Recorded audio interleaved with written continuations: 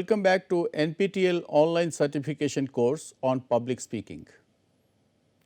My dear friends, now having discussed interviews in the previous week's lecture, we have now entered week 9 and we are going to discuss in the lectures of this week conference presentations and meeting managements.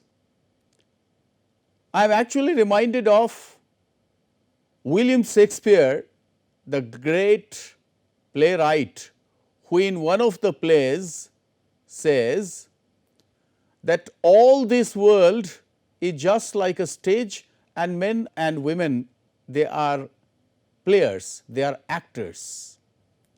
And all of us have their exits and entrances, and we have to play many parts in our lives. So is the case with public speaking. In public speaking, you are not expected of only one role. There are various roles as a professional that you have to enact from time to time. You are not supposed to speak only by giving a speech, but you also have to demonstrate your speaking abilities through some other events also. And today, one of those events that we are going to discuss is conferences. Now, you might all be thinking that is conference also a part of public speaking? Yes, of course, because it is conference where one comes across different sorts of people and one at times has to organize conferences. On other times, one has to deliver talks in the conferences.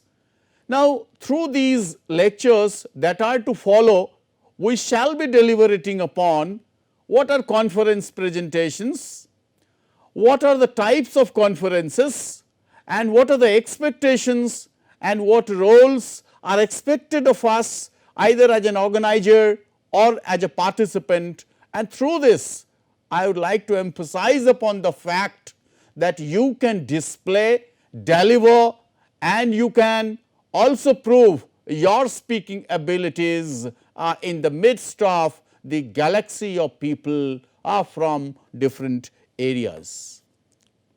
Now, before we go into the details of it, let us talk about the categories of conferences.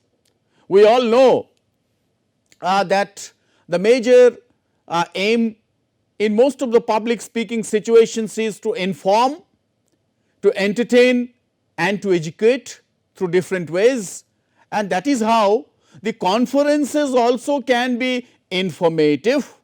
So, informative conferences are very descriptive, where one shares theoretical or factual information.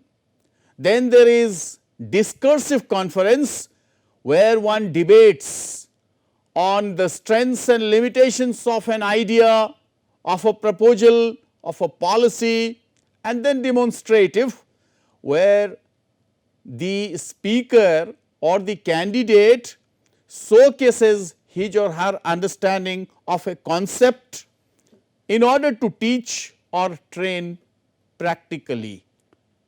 Now, let us also spend some time on conference types. Whenever we speak the word conference, most of us start thinking that it could only be academic. My dear friends, today conference has become an integral part and it is not confined only to academics. But then at the outset, let us talk about the academic conferences, because many of you who are in a profession, from time to time, depending upon your profession, you may be asked to organize an academic conference. So, an academic conference actually refers to such a sort of gathering or meeting of people in organizations and associations to present and discuss the findings of ongoing academic researches. Fine. Sometimes we narrow it down, and sometimes it is actually discipline oriented, or sometimes it is interdisciplinary. Attending academic conferences, that actually assumes a pivotal significance in one's academic career. As people who are in the profession of teaching, learning, they often come across academic conferences. These conferences provide different opportunities to learn, to unlearn, to add, to increase one's knowledge. So, here are some of the points. Academic conferences often offer intellectual exposure to the budding scholars by providing them with a platform to present their ideas to experts for their feedback. Academic conferences also apprise of new discoveries in their discipline. My dear friends, the world is beautiful and we are surviving despite the onslaughts of several diseases, several dangerous, from time to time we come across. For example, over the last 2 years, we have already survived, we have already triumphed over pandemic, and this had been possible only because of conferences where people might have, where scientists might have, where medical practitioners might have tried their level best to discover how one can guard oneself from these dangers. Academic conferences often open new insights for researchers about the challenges in their products. It actually helps participants also to improve upon their presentation skills. You will find that especially those people who are new to the academia, when they have to go to present their papers or discuss their problems, they feel very shy, they are very hesitant. So, they are provided with the opportunity to forge valuable connections with experts on the topic. Academic conferences also help spread the results of one's research for the benefit of society. That is why academic conferences are important. Next is business conferences. As the term itself suggests, it is meant for business.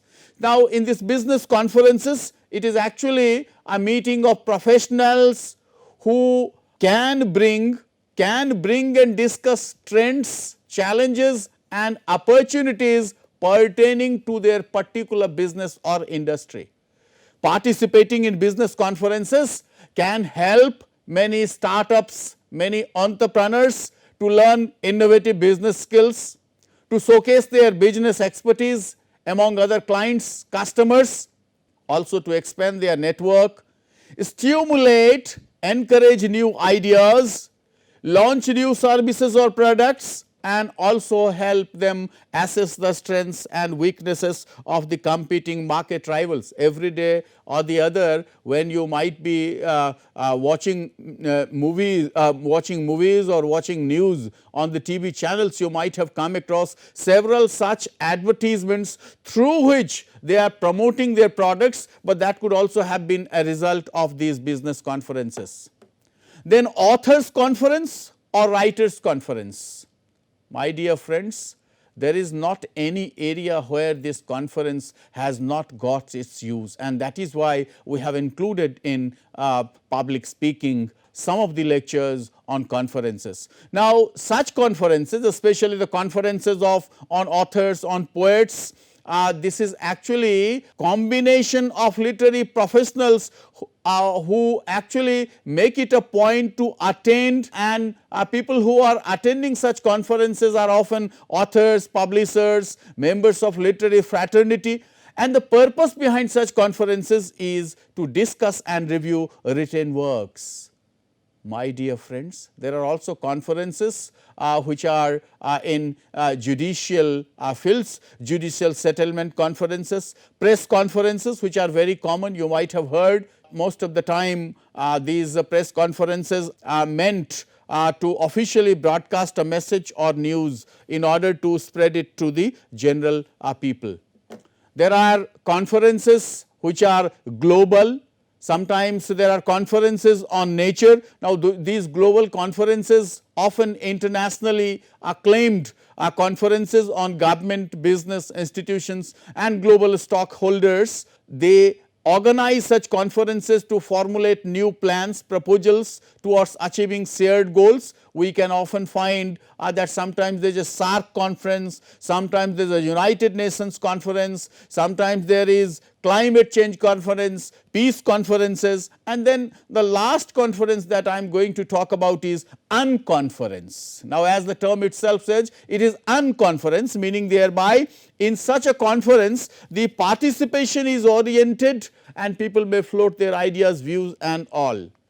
Now, during this pandemic, we could see when conferences in physical modes were a challenge, we started a new conference, that is virtual conference. Even it was there earlier also, but it was not so popular. After pandemic, it gained its momentum. So, these virtual conferences enable people in remote corners to get connected to participants, and they provide their ideas, they read their papers online with the help of internet and other technological tools.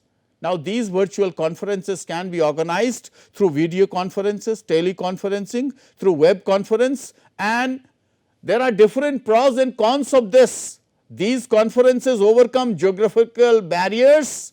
We can find its advantages are that it is less time consuming. It is from the economic point of view also it is less expensive, but at the same time it actually provides a sort of dependence which is too much on technology, and at times there are technological glitches which actually hamper the spirit of such conferences. Now, you might also be eager to know as to what sort of people are there and who actually hold important positions during these conferences. What sort of speakers? You may at times get the opportunity of becoming a plenary speaker. Sometimes you can be a keynote speaker. Sometimes you also have the opportunity of becoming a MC, that is master of events. Sometimes you can be invited as a guest speaker. So, now what are the roles as a public speaker to do in such conferences? If somebody is invited as a plenary speaker, so the expectations of a plenary speaker are, plenary speakers most of the time are from within the organization, and like the keynote session, plenary addresses are attended by majority of the members of the conferences, and the topic of such a speech is often broader either in scope. Now, if somebody has been invited as a keynote speaker, because the entire conference actually begins with a keynote speech. So, the keynote speaker is supposedly a man of expertise, a man who is a big gun, a man who actually holds a prominent position, and this is usually given by an invited speaker from outside, and the purpose behind such a keynote speech is to create awareness about underlying theme of the conference, and a keynote speaker sets the tone and also summarizes the core essence of the event. So, the keynote speaker may also be in the inaugural and as well as in the valedictory session also. We have in some of the lectures talked about valedictory speech, keynote speech. Now comes MC.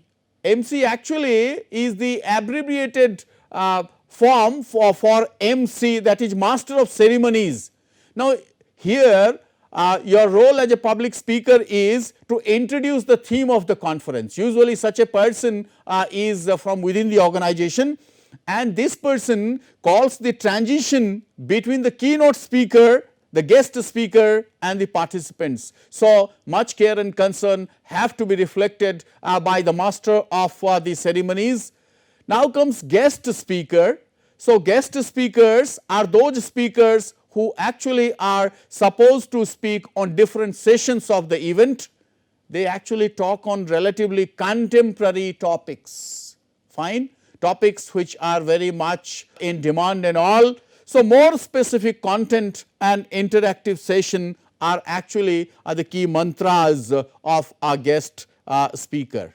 Now, as a keynote speaker or keynote address, what is one supposed to do? A keynote speaker provides defining the presentations of a conference which actually bears a hallmark and can set the keynote of the event. So, usually such a sort of keynote address starts in the beginning or sometimes also at the end of the event. Now, when it is an opening keynote, so the tone is that of very positive. So, the aim is to motivate the participants. We often have seen people saying that participants who have come from far and wide, they will take from this conference some very valuable lessons and suggestions. So, the keynote speaker is usually a person of high reputation, knowledge, expertise and a compelling presentation style which actually helps him play a very pivotal role of a strong person who actually draws others to attract and engage the audience for all the upcoming sessions. But if somebody has to deliver a closing keynote, so this actually, as the term itself says, it ends the conference on a positive, optimistic and fruitful note. An engaging topic is chosen to help retain the attendees until the end of the event, and it actually provides a sort of reminiscent experience that participants often carry it as a takeaway. Now, every now and then we cannot be the keynote speakers nor the plenary speakers. Sometimes we may also have to organize the conference. So, as the organizing secretary or the convener, also we have certain roles and responsibilities which actually play a lot of importance, which carry a lot of weight in public speaking. So, if your responsibility is that of a convener, what are you supposed to do? The convener actually assumes the responsibility as the absolute chairperson for the entire duration, maybe of 2 days, 3 days, fine. So, depending upon the time. Now, the convener has a great role to play. The convener actually comes with the idea of conducting the event, fine, and for that he distributes roles, allocates roles, presides over the team, are responsible for reviewing the abstracts, because for every conference you will find in the beginning abstracts are invited and these abstracts are reviewed, viewed, and then finally a book of abstracts is prepared. So, all these roles are decided by the convener. The convener also caps the opening and the ending of the program. Convening also at times has to give introductory speech and also the valedictory. So, as a convener, one has to define the theme, supervise the plan and ensure that all those abstracts which have been shortlisted, the participants of those abstracts are able to read their papers. In fact, this convener serves as a public face. He also has to initiate the dialogues with the media. He is actually a spokesperson of the entire event. Now, in certain conferences, especially in conferences which are longer and are having for 2 days or 3 days, you will find that since quite a good number of papers, good number of abstracts have been sent, we have to divide academic sessions, and for that there can be quite a good number of sessions and we need somebody to supervise, somebody to convene, somebody to chair these sessions, and that is why we require a sort of chairperson, and this chairperson's responsibility is to smoothly conduct the session, fine, not only by inaugurating, by introducing the presenters, by listening to the presentations, by supervising the entire session, and also by concluding, and if time permits can take the questions from the participants which actually are to be answered by the participants. So, the roles are to inaugurate, to supervise and to conclude, and you can find the details which I have already provided. Formally, it is actually the chairperson who announces the conclusion of the entire session. Now, when you are going to organize a huge conference, It cannot be organized without the help of so many people, and that is why you have to deal with so many people from different corners and for different roles. Naturally, only the session chair cannot do everything, because when a session is in force, there has to be somebody who is going to coordinate, and we call such people as session coordinator, who before the commencement, his roles are to introduce, to collect information about the presenter, to get aware of the speaker's need of the gadgets or the mode of presentation, or to ensure that everything is in order, the gadgets and equipments are properly functioning. So, these are actually done before the commencement, and the session coordinator has to take care of all these things. Then when the session opens, the coordinator begins with a very cordial and welcome note, you might have found, and then the coordinators announce the road map.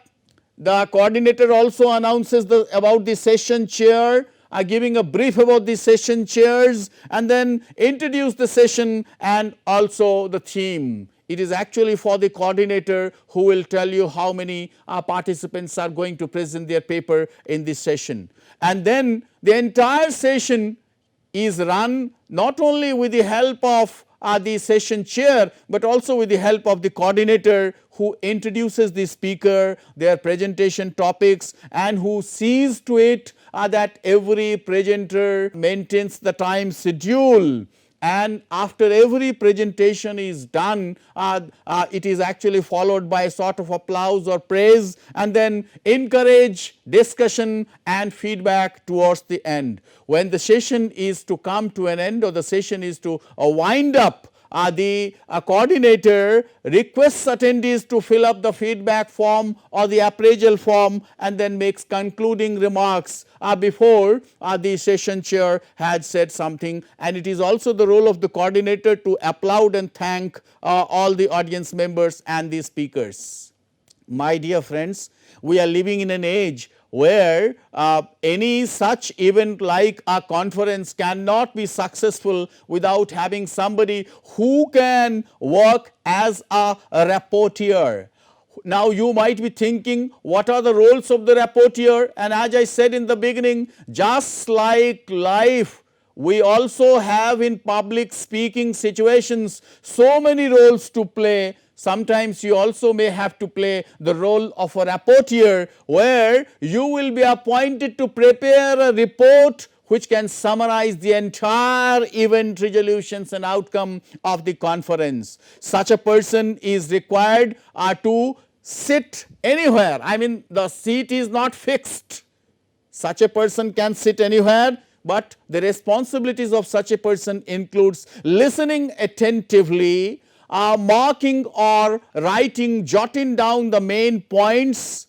If it is to be recorded, it is actually the responsibility of the rapporteur. And then if any handouts are to be distributed, then again the rapporteur. It is actually the rapporteur who will perhaps provide or disseminate the information or pass on the information to the conference organizing secretary about the events, and it is the rapporteur who will ensure that the report is comprehensive and well edited. There are certain skill sets also required for the rapporteur. What are they? Listening. My dear friends, we have been talking that listening is one of the crucial requisite skills of all sorts of public speaking. And then one also needs to have some amount of literary bent, so that when they are going to write something, it actually should have a sort of literary flavor. Then the presenter speaks a lot, but then rapporteur actually edits, and with his or her organizational skill finally comes out with a sort of visions, or with the sort of the summary of the entire thing.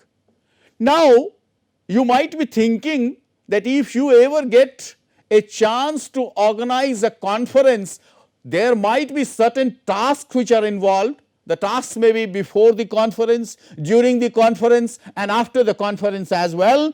So, before the conference, what one has to do? One has to start planning quite early, because for the success of any conference which actually draws a lot of people from different corners of the world, you need a good amount of times, maybe 6 months. If you have an access to international conferences, you will find that they make an announcement 1 year before. So, and then you also think about the suitable date, then you think about the venue, you think about the conference theme and title, the schedule, and then you also invite, you give a call for papers, you provide a conference brochure, then you also decide the conference fee, and then you also decide all other activities which are going to take place.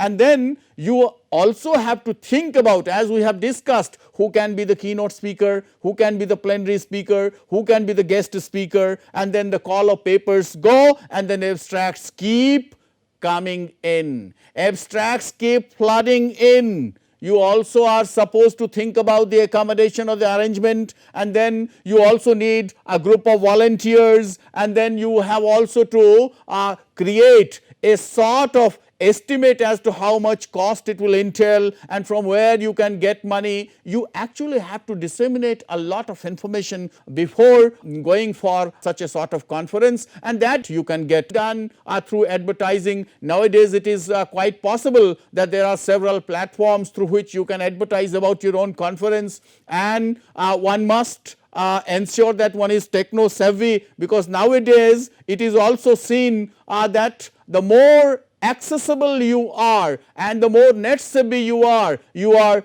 going to create a lot of buzz among the interested participants, so that you can get more and more entries. Now comes the days of the conference when you are organizing. Maybe it is of 2 days, 3 days. Now, as an organizing secretary or as a key person of the conference, you actually have to cordially receive and welcome the guests. You have to not only you, I mean, you have already allocated the task, my dear friend. Now it is your duty to see how they are performed properly. So, whether the participants are provided with the proper kits, and then has everything been put in the kit, has the schedule been there? Because if something goes wrong or something is amiss, the entire conference will become quite a disappointing and defeating game. One must also ensure one's presence in several sessions and several lectures, and one has also to see that one is available to solve any sort of inconvenience, any sort of difficulty to any participants, so that you can provide assistance whenever they are required.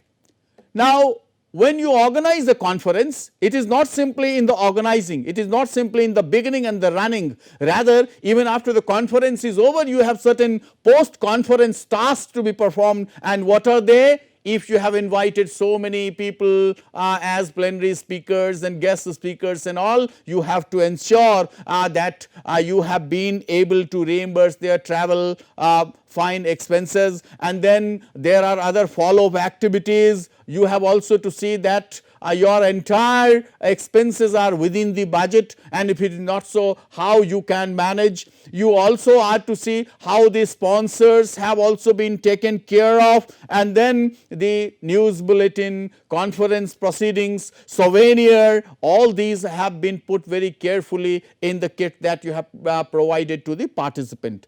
Now, you must ensure that not only the speakers, the sponsors, but all the managing committee team members, they are to be taken proper care of. And when everything is over, my dear friend, you must have the last laugh, and you can find that if it has ended well, you are to review the entire event to see that in future, if you are going to organize any other conference of such nature, what were the lapses and how you could overcome them. Finally, thank all the members for their contribution. Nowadays, email has made it quite an easy task to thank the people who gathered for the conference and who help you run this conference and make this a successful affair. Now, we can also spend some time on how we can, while we are going to arrange, fine, because if you are organizing a conference, then you also should see that how you are going to have an inaugural session and valedictory, how you are going to have a proper distribution of time, because we have already said in some of the lectures that time talks and space speaks. So, you are to see that everything goes in time, and you are to divide the time properly as to how much time should be given to the welcome address, to the plenary, to the guest of honor, to the keynote, and then you also should ensure that parallel sessions are also conducted, and not a session is amiss without a speaker, nor without a coordinator or a rapporteur or a chairperson. Now, when it is the time for the valedictory, you must see that in the valedictory session you are going to show your gratitude to all sorts of people. You are going to give the presentation about the conference, the report that you have collected from your rapporteurs and all. So, you based on that you are going to sum up everything, and for the valedictory address also you need somebody to speak, and then the concluding remarks will be by the person who are the organizing secretary or the convener, and then finally will come the vote of thanks. We have already discussed how one has to give a vote of thanks in one of the lectures on speeches. So, I think you are quite aware of it. If you have done all these, I think you are in a proper frame of mind to organize a conference. But my dear friends, simply organizing a conference is not enough. You will find a conference actually is a sort of relief, especially in whatever area you are going to organize a conference. It is actually a sort of relief, and that is why we can take a quote by Christy Austelet, who says, "A conference is like a vacation for your business." Here we can say not only for business, even for academics also. It is a sort of vacation. It is a sort of breathing time, breathing space. You are able to get away from the daily grind. Every day I teach, every day I deliver lecture. But whenever I go to a conference, I feel that this is actually a breather where I can meet many like-minded people. That is why Christy Austelet is right by saying that a conference is like a vacation for your business. You are able to get away from the daily grind. My dear friends, we have discussed in this lecture how it is to organize a conference, and who are the important people, and how conference is also a part of public speech, public speaking. And in the next lecture we shall see that how, when you have organized a conference, and if by chance you become a presenter, what sort of conference presentation are you going to deliver, and how you are going to excel in a world where every now and then knowledge comes from all the corners. I think now is the time that I give rest to my lips and to my tongue, and tell you goodbye till we meet again. Au revoir. Thank you.